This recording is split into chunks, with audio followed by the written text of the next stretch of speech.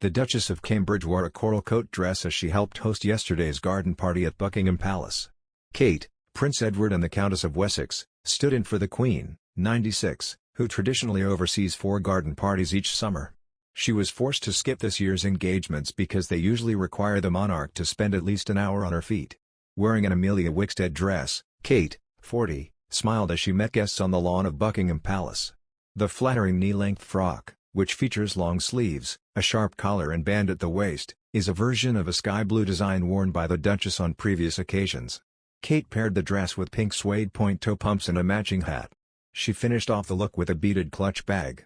During the event, William met the family of Ian Molyneux, the Royal Navy officer shot in the head aboard HMS Astute in April 2011. From the moment she emerged into a blast of camera flashes that day in November 2010 when her engagement to Prince William was announced, Catherine has hardly put a well-shod foot wrong. Yes, she was shy, but she was also determined, and it was clear that she knew exactly what she wanted. She was also patient and, unlike either Diana or Fergie, she was prepared to listen and to learn. She knew William was looking out for her, but she was proud enough to want to be able to do it on her own. 12 years have passed and Catherine, who celebrates her 40th birthday tomorrow, is now a glamorous mother of 3 and a global superstar. She is in good company. Kim Kardashian turned 40 last year, as did Beyoncé and, of course, Meghan Markle. At Catherine's age, the Queen had been on the throne for 14 years, had a family of 4 and was dealing with a new, less reverential age for the monarchy. In 1966, the year of her 40th birthday, she had to contend with the tragedy of Aberfan, as well as the elation of England winning the World Cup against West Germany.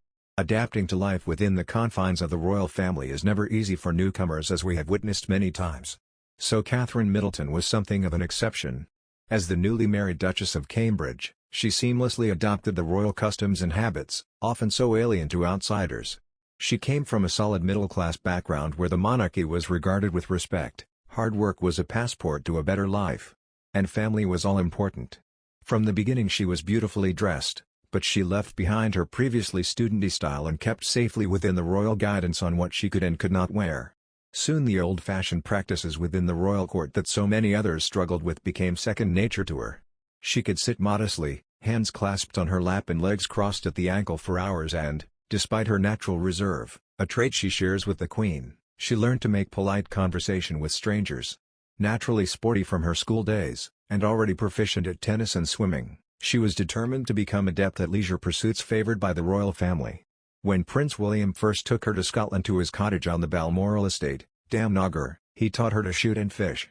She drew the line at riding or hunting to hounds, but willingly tried everything else. She was an enthusiastic walker and climber, skied well and was a first-class sailor. Being around Prince William from the age of 20 helped enormously with her induction into the royal way of life. They first became a couple in 2002 while up at St Andrews University. William famously realized he was smitten when he saw her on the catwalk of a charity fashion show wearing a sheer black dress over bandeau bra and knickers.